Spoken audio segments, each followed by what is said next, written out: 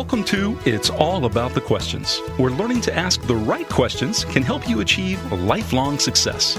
Now, here to help you ask all the right questions is award-winning author, international speaker, and business strategist, Laura Stewart. Hi, everyone, and welcome. I'm Laura Stewart, your host for It's All About the Questions, where the focus is on how questions we ask determine the outcomes we get. And I first learned how questions can change outcomes when I was a little girl watching my mom talk to my first grade teacher about teaching me to read. You can find out more about all of that story and many more on it'sallaboutthequestions.com, where you can download a workbook for free and sample chapters of my #1 best-selling book, What Would a Wise Woman Do? Because really, honestly, for me, it is all about the questions we ask. And my guest today really gets how the questions we ask can change the outcomes. She asked herself some really tough questions, and because of it, the course of her life was so dramatically changed, and now she has helped people around the world change their lives as well. My guest is Dina Proctor. She is a life and business coach, an inspirational speaker, a #1 Amazon bestselling author of what I think is one of the most amazing books ever, Madly Chasing Peace, How I Went From Hell to Happy in 9 minutes a day.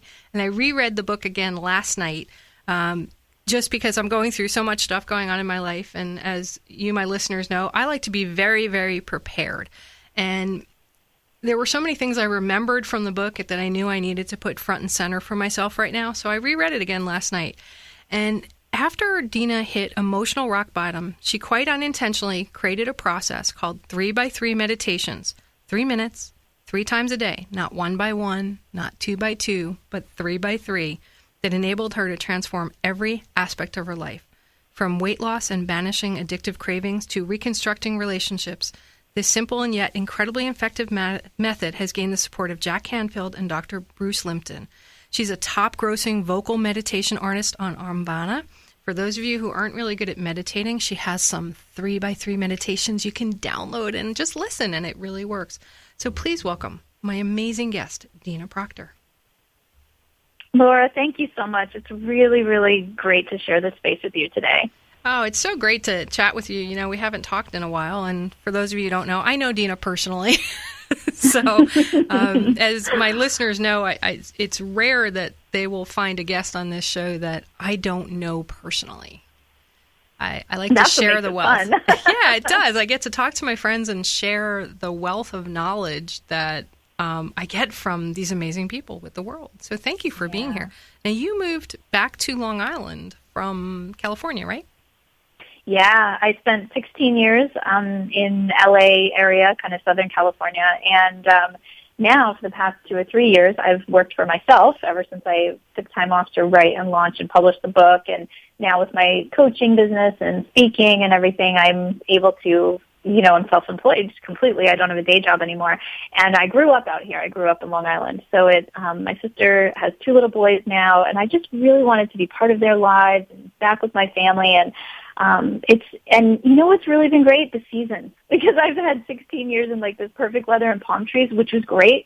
And then just really experiencing the, kind of the change of the seasons and being with my family and stuff. Like, it's really amazing. I feel so blessed to be able to live wherever I want to and still do what I do. It's great.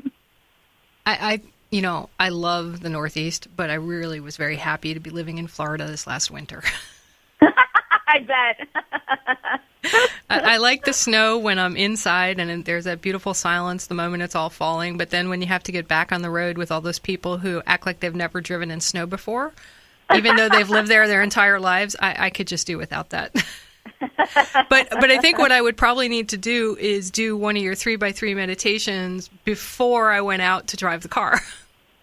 Yeah, it's true, because it really is all about our perspective on it. So take us through a little bit, because my listeners, all they know is right now you wrote this amazing book that I love, that I keep referring back to, and that you have something called 3x3 meditations. But set it up for us. Tell me and my audience about how you got to this road where you're making a difference for the world. I'd love to. My journey kind of started when I hit my absolute emotional rock bottom point in my life, and it was kind of the end of the year 2008. I was in my early 30s, and I had spent most of my 20s in and out of clinical depression. I had this kind of feeling like this black hole inside of myself emotionally. I never felt like I fit in. I never felt like people understood me. I had these weird tendencies to like eat in secret. Like I had this kind of food addiction, sugar thing going on. And I just never felt like I was understood, that I was normal, like that there was something wrong with me. I was smart. Like in school, I had all good grades and all A's, and I graduated college with honors and all of that. So it wasn't, I had a certain type of intelligence and drive and success in my career. But like personally, I felt like I was dying inside. And I was diagnosed with clinical depression when I was in my 20s. And I spent years of my 20s trying to fix this black hole inside of myself. I went to therapies, I went to group therapies, one-on-one therapies. I was doing all these types of antidepressant, anti-anxiety medication, and nothing was really sticking. Nothing was the cure-all, the quick fix, even the long-term fix that I was looking for to change the way that I was feeling inside. I felt like all of these doctors and therapists were really well-meaning, but at the same time, I felt like they couldn't understand what I was going through from the inside, if you know what I mean by that. So I just had this kind of horrible aloneness that I felt going through my whole life. And of course, in my 20s, as I was struggling with this, I kept having these thoughts of like, oh, all I need is the perfect job. That's what's going to fix me. Or I just need to get married. That's the whole thing. That's why I'm so upset. I just need to meet the one. Like I had all of these external things that I thought, if I just fix this part of my life, that'll make me, feel better. And I was changing jobs, changing cities, upgrading my boyfriends. Like every 9 months, I was completely turning my life around.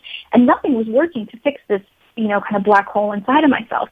And towards my later 20s, I found myself drinking heavily. And I'd never been one to be much of a drinker at all, but because of this growing desperation inside of myself, the alcohol became almost like a solution to a problem. And when I would drink, I would feel this sense of, okay, I'm okay.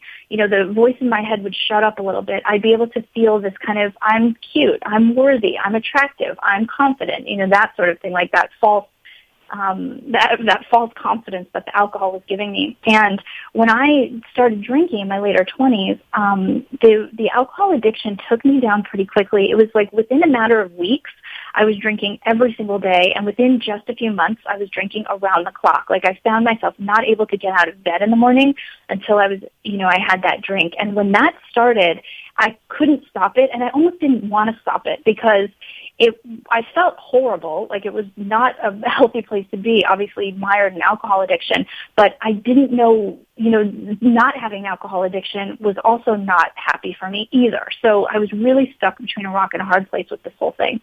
But as my addiction was taking over my life more and more, I became a person that I couldn't recognize. I remember for months and months, I wouldn't look myself in the eyes in my own mirror.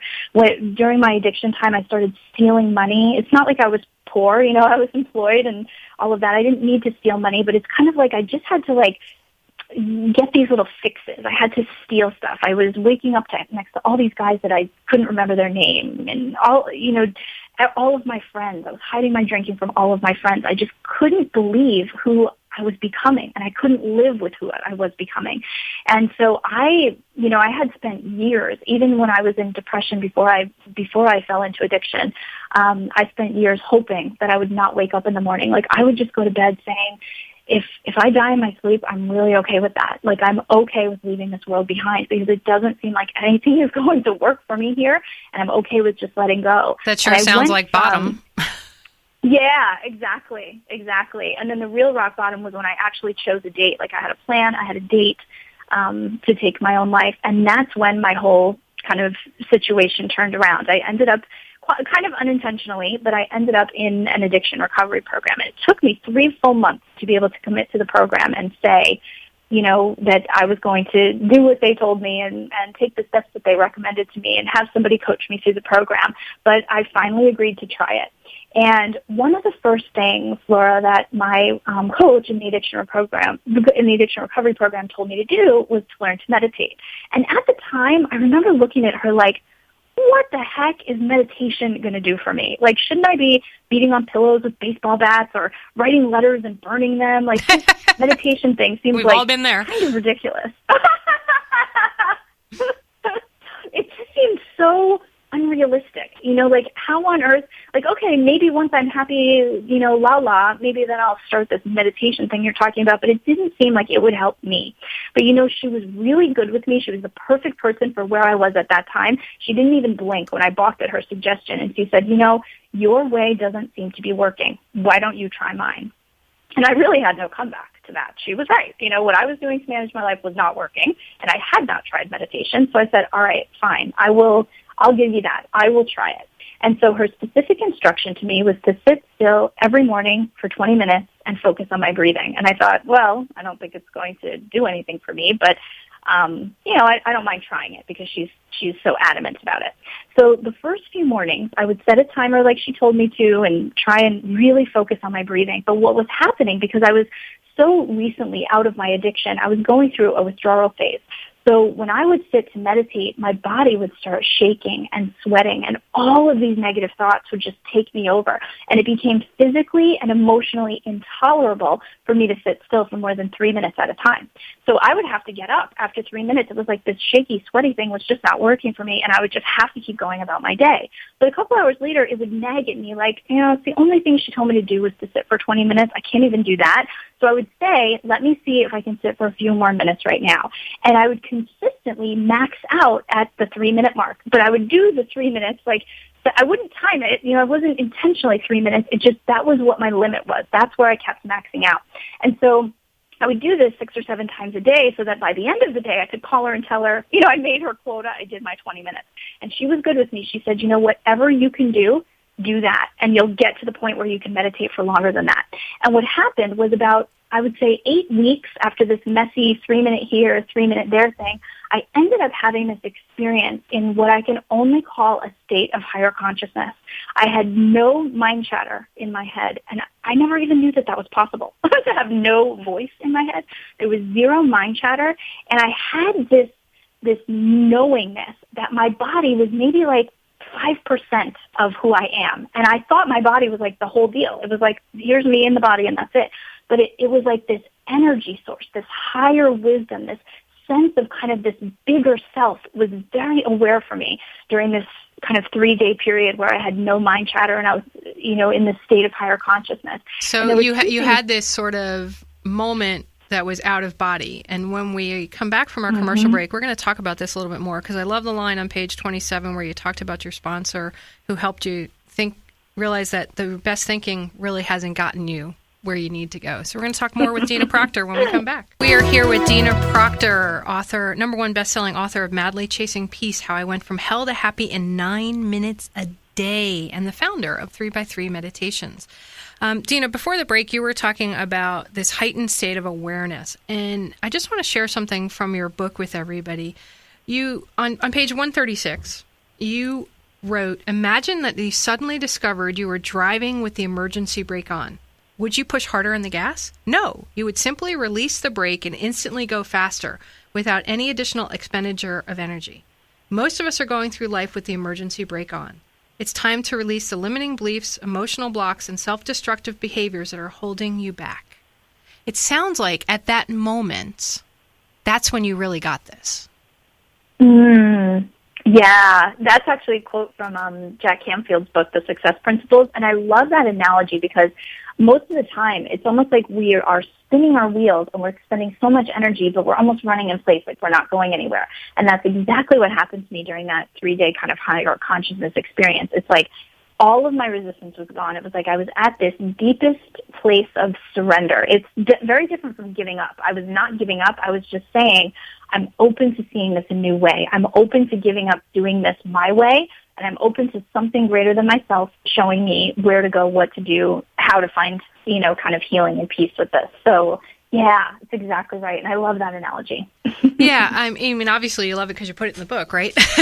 Yeah. But, Totally. What stood out was, you, in your book, you talk about this moment where you actually chose a day when you were going to kill yourself and how you realize, okay, well, it doesn't have to be today. It could be tomorrow. And the process you went through. And I myself have a great deal of difficulty sitting down for 20 minutes and meditating, especially if it's in silence. And I feel very defeated by it. And I beat myself up about it. And last week, I interviewed Patricia Knoll, author of Good With Me, where she talks about other-dependent self-esteem versus self-dependent self-esteem. And she runs a world-renowned addiction center in the Tampa, Florida area. And for you created this 3x3. So, I mean, you went from wanting to kill yourself, being completely alcohol dependent, sort of having no direction in your life, everything was external to you, to now. I mean, the 3x3s, how does that begin? I mean, how did you make that bigger leap? What were you asking yourself? Yeah, it's a great question. Well, the thing in the very beginning, I didn't know up from down. So when I would just sit in those 3-minute meditations, unintentionally 3 minutes, obviously, I would just say, like, I didn't even believe in God. I didn't believe in anything. I didn't even know who I was talking to or what I was doing in those. I would just say, I'm open, I'm willing, just show me. Like, just show me. So it was like my question was, like, what am I missing? What am I not seeing? And I wanted to be as open as possible so that I couldn't miss it, you know? And that's what really got me to that place of absolute openness and surrender. And I think anybody can reach that place of openness and being able to recognize that we are so much more than the body that we're maneuvering through our lives in. And there's that greater sense of a higher intelligence and a higher force and a higher, kind of power that's organizing all of this stuff around us and able to make our dreams come true. But, you know, today I tell people I'm living a dream I didn't know that I had, because if you would have asked me 6 years ago, even, 4 or 5 years ago, hey, do you want to quit your stable, well-paying job and take a chance and write a book and share your embarrassing story with the whole world and speak in front of hundreds of people on stage and you're terrified of public speaking? Like, if I can make that happen for you, would you like that? I would have said no. I don't even want that. This isn't something that I wanted to be doing. But as I would ask, as you're saying, what question was I asking? As I would just open myself to that space of like, I'm open, I'm willing, please show me. And as I started to have these insights, these breakthroughs, this access to this understanding, what we call law of attraction and intuitive guidance, like all of this was foreign to me. I had never seen the movie The Secret. I never knew any of this. I didn't learn any of this intellectually. It was all experiential for me. And I later discovered, oh my gosh, all these people are already teaching this. How did I never hear about this? So I had this opening to a super pure experience with it because I didn't have an expectation of what it should be. So it really was like that space inside of where am I going? What is coming of this, And I'm kind of glad that the universe or higher guidance kind of spoon-fed it to me. If I would have known in the beginning that this is where I was going to end up, being comfortable speaking to people, sharing my story with more than 5 people on this planet and writing a whole book, which I didn't ever think that I could do, I would have been completely overwhelmed and may have shut down. But it was kind of like came in these little bursts of inspiration. It was like, ooh, that looks like a nice 6-week writing class. I'll take that. Ooh, that looks like a nice retreat to go on. And I met people, so it was just these little tiny synchronicities and these little tiny signs that at the time that they were introduced to me, I wouldn't have been able to tie them forward to say, ooh, this is going to make me write a book, or ooh, this is going to, bring me where I don't even know that I want to go. But in being open, kind of the universe dreamed for me or had held for me a dream that I didn't know that I had, a vision for me that I didn't know that I was capable of growing into. But you had to be willing to see the synchronicities and the things that were being brought into your life. And I know for a lot of people, they can't even begin to see what I'll call the red car thing. Like when you decide to buy a new car, and now all of a sudden that's the only car you see on the road. And if you decide you want it in red, all you ever see are red cars. Yeah. It's sort of a similar thing, but what was the one moment or the thought that you had or the question that you asked that made you realize you needed to pay attention? It probably was coming out of that 3-day kind of experience where I had no mind chatter and that, kind of higher awareness that I was so much bigger than my body. During that time, I realized that 2 different things that were true for me. One is that there's no such thing as time. And two, that anything that I want to manifest or create or find for my life is the exterior world, my relationships, my money situation, my career, everything that's, even my body, that's externally oriented is only a mirror of what's going on the inside. So that was my moment of insight. Say that one more time. Say that part about the mirror one more time. Everything in the physical world, our bodies, our relationships, our financial situation, the work that we're doing in our careers, absolutely everything that's physical is only a mirrored reflection of what's going on in our inner life. Wow. Okay. That's just such a huge aha. I mean, I've heard it said before. We talked about it a little bit last week on the show, everybody, but there's something so perfect about the way you said it, that we're creating our realities. We can blame everybody from the outside for what's going on, but we're choosing it. You chose to change your reality when you had this 3-day experience of quiet mind. You could have said it didn't mean anything. You chose to listen to it. That's huge. Yeah. Life-changing, you know? And the fact that you chose that completely at that moment changed the direction of your life, didn't it? That's exactly right. And because of it, you created 3x3 meditations. Like officially said to yourself, I need to really be doing this every day. And it's not just about this one thing. It's not just about healing from the alcohol. It's about more than that, right? Am I? Yep. Okay. So we're going to come back from this news break, which is a little bit longer. And for the audience, I want you to start thinking about what you can do during this news break. Welcome to It's All About the Questions, where learning to ask the right questions can help you achieve lifelong success.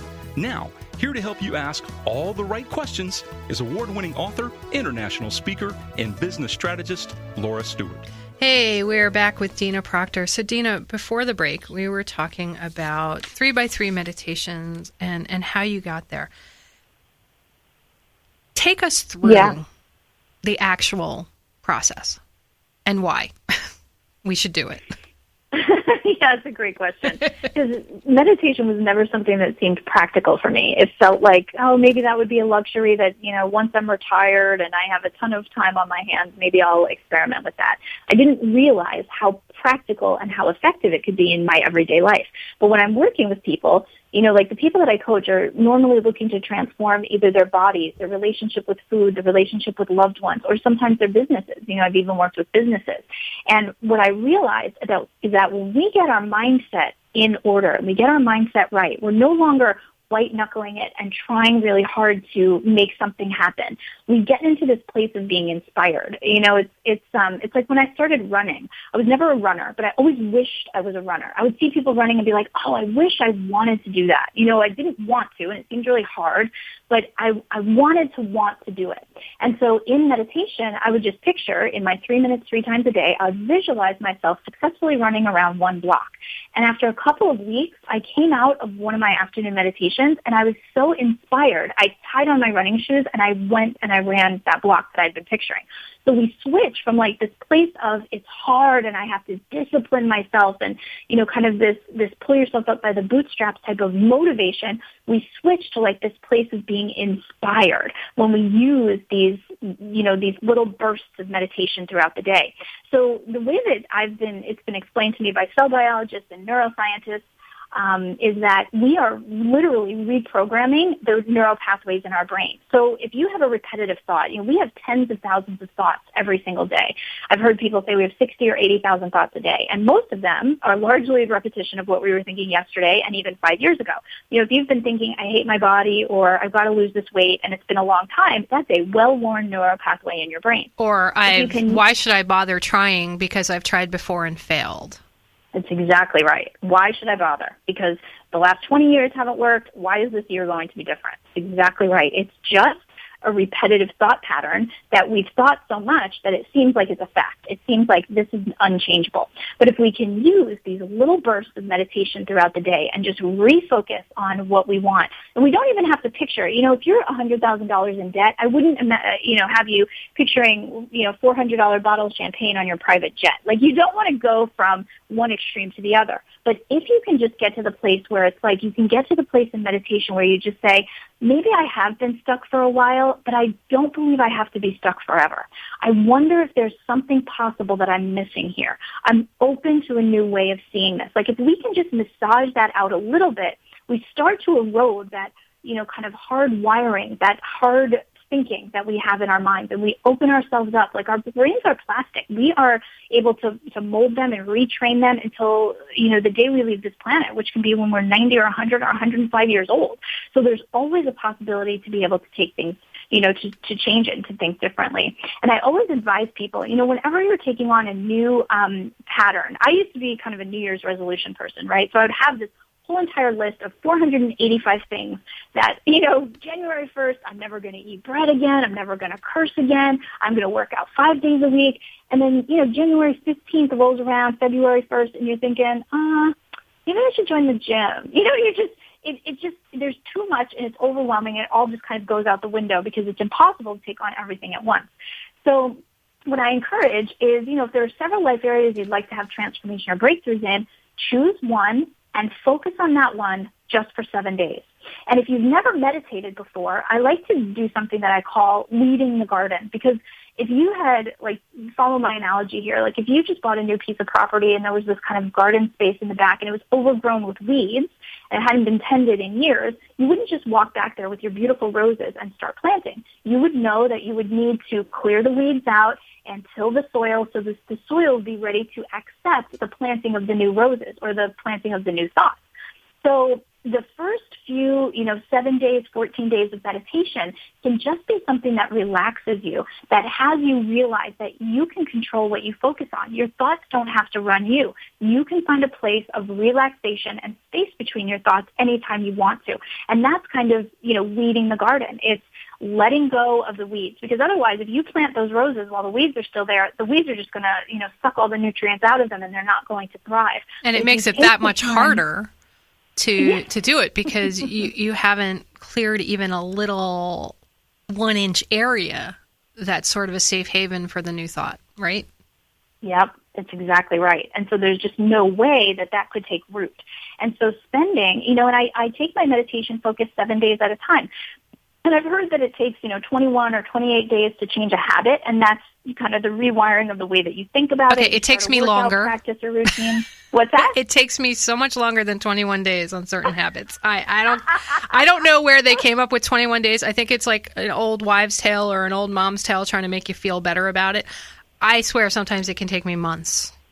Well, I believe that. I think it takes how long we think it takes, because for me it's about 2.5 weeks. Okay. I noticed that. I usually have a breakthrough at about 2.5 weeks, but it has to do with the amount of focus that we have on what we want to create. So if half of your meditation time is kind of worrying about the past or catching yourself like, oh, I wasn't focused there, like, of course we all have a learning curve with it, but when you get in practice with it and when you can get to that place of a real, clean, pure focus in your meditation and touch into that space, you can tell by the way that you feel if you're touching into that space. When you can touch purely into that space several times a day, you really start rewiring stuff quickly. And I believe it because, look at me. I was, a suicidal drunk. Like, I was no picture of health and wellness at all. So I understand what it's like to be kind of stuck in a rut and feel like change is hard or change doesn't come quickly. But on the other side of that, I can tell you there's really no limit. And even 2.5 weeks, it doesn't have to be that long. It could be 3 days. It could be much quicker than that. It's about the willingness that we have and the amount of 100% focus that we can get ourselves to devote, if that makes sense. I just wrote down in my notebook for the show, I am sabotaging myself with thoughts that change can't happen for me in 21 days. I never fully realized that I had that thinking, but I do. So thank you for that. Isn't it interesting, Laura? Like, we have, because that just seems like a fact. It just seems like, hey, right. that's how I took it as truth. And that's how it's going to be in the future. But all that is a well-worn neural pathway. That's a thought pattern that has been thought for so long that you can walk that thought pattern in your sleep, And I am. So that's the thing. Yeah. It's like getting to be to the place of like, even though it's been slow in the past, I'm open to having a new experience with this. I'm open to seeing this a different way. I'm open to seeing if this can be different for me, and you're not making it happen, but you're opening yourself up to be able to recognize and to let it happen. That's what all of this stuff is about. It is less about making stuff happen and much more about letting it all happen, because the stuff in the real world comes right, it's kind of, if you've had the same kind of hairstyle and makeup for the last 25 years, and you've been looking in the same mirror above your dresser for 25 years, and you go out and get your hair cut and colored and new makeup and come back, is the mirror going to say, hey, it's going to take me a while to catch up with your new appearance? No, the mirror reflects it right away. So it's about that when you click to that space inside where you get to that place of, having that openness, that willingness, that shift in yourself and in your attitude and your mindset and perspective, the outside world will begin reflecting that back to you immediately. Okay, that's been my experience. So in the 3 minutes or less that we have going to the next commercial break, tell us how someone can start a 3x3 meditation and what it looks like. Okay, what I would recommend is take it 7 days at a time. If you don't know if this is going to work for you, if you have openness and curiosity about it, just say, you know what, I'm open to trying this for 7 days. And it doesn't have to be 3x3. It can be whatever works for you, And then put reminders in your calendar or in your cell phone, like whatever's going to keep you committed to the practice. And the reminders are more like memory joggers. So you remember in the middle of your busy afternoon, let me see where there's a place where I can sit quietly for 3 minutes. And then set a timer when you go to meditate so you're not kind of peeking, like, have I been here for 2 minutes, 1 minute? Like, how long has it been? You want to set a timer. Feels like it's been an hour. It's been 30 seconds. Yeah, I know. You want to set a timer so you can really lose yourself in the focus of the meditation. And then for the first 7 days, if you're just getting back into it or just starting, you can do something simple like just focus on your breath. Just become aware of your breathing and just feel your body breathing in and out. And if you prefer not to close your eyes, you can light a candle and play a little game where you look for shapes in the candle flame. That looks like the spire of a cathedral or the bottom of a wedding dress or whatever.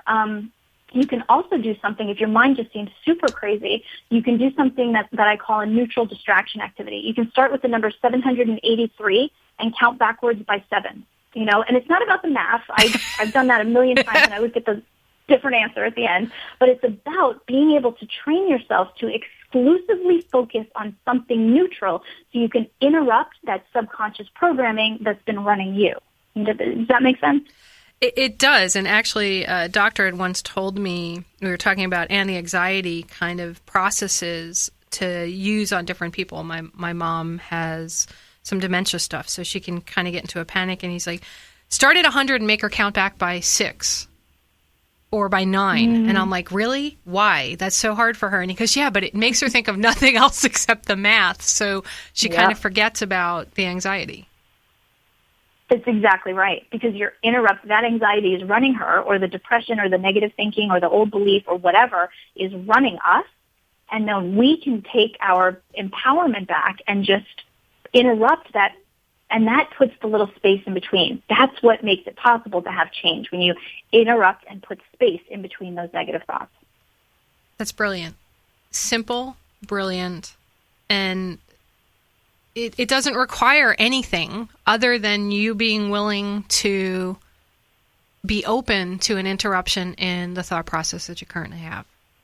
That's exactly right. So when we come back from this break, I know there's more than just interrupting the process. You now need to get new thoughts in there. So when we come back with Dina Proctor, we're going to talk about the 3x3 meditations and how you can begin to really retrain your thoughts. Be right back.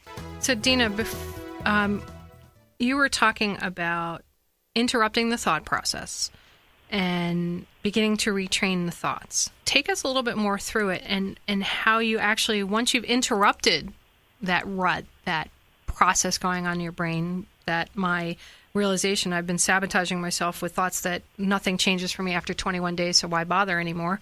You begin putting that new positive thought in there that actually shifts you in the 2.5 weeks or whatever that it does for you, or in 3 days, or in one moment.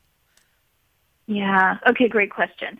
So what I was describing before was kind of the weeding the garden exercise. So you're being able to rid yourself of those weedy kind of thoughts and being able to find pockets of time where you can focus on something neutral, right? So that's the first step in being able to train yourself. You've got to be able to quiet your mind at will, and that's what that's doing. And the way to tell if you're doing it right, say that you're sitting down for meditation and you got to pick up the dog and your daughter is sick and you got all this stuff going on and you're really stressed out. You sit down for the meditation, you come out of it 3 minutes later, and it takes you a second. Like, wait a minute, what did I need to do? Like, if it takes you a second, I got to pick up my kid and the dog and everything. If it takes you a second to remember what it was that you were so stressed out about before you sat down to meditate, you've done it. That's how you know that you're successful with being able to quiet your mind at will, because you have consciously and consistently interrupted that subconscious programming, that old thought pattern or that stress pattern. So now when you're able to do that at will, which may take 7 days, 14 days, 21 days, like just renew it 7 days at a time as you need to, because this is building the foundation of the home. You don't want to shortchange yourself on this. So after you feel comfortable with I can really quiet my mind at will, then that's when it gets fun. That's when you start planting the roses. So you can come up with a positive visualization of what you'd like to experience. Like, let me give you an example. I had high cholesterol for 8 years because I was doing all these crazy diets and all of this stuff, 10, 15 years ago. And so I was consistently having this high cholesterol problem. And it came to me one day in meditation, and I thought, you know what? I wonder if I could visualize myself having normal cholesterol, and I wonder if that would work. So I visualized that there was these scrubbing bubbles in my blood, like this kind of healing serum. I had this feeling of it being a warm honey, like this warm, thick, bubbly, scrubbly kind of cleaning liquid that was moving through my bloodstream. And I would visualize this for the 3 minutes, and I would visualize it 3 times a day. And when I went to the doctor for my normal checkup, my cholesterol was normal for the first time in 7 or 8 years. And I know that the visualization was a very powerful, kind of factor to what happened there. So what I did was I just thought to myself, what would be awesome if it existed? It would be awesome if I could get little scrubbers in my blood to be able to scrub out all the cholesterol, right? So pick a visualization, and it doesn't just have to be, this is how I work with people with body stuff, or picturing a little vacuum taking out, if you have extra on your body that you don't want, extra weight or something like that. Whatever visualization that works for you, you can imagine that you're just unzipping your body, floating your body down the river, and you're left with your little light essence, and you're doing cartwheels and jumps and all this kind of stuff. Whatever visualization that really lights you up and that really inspires you.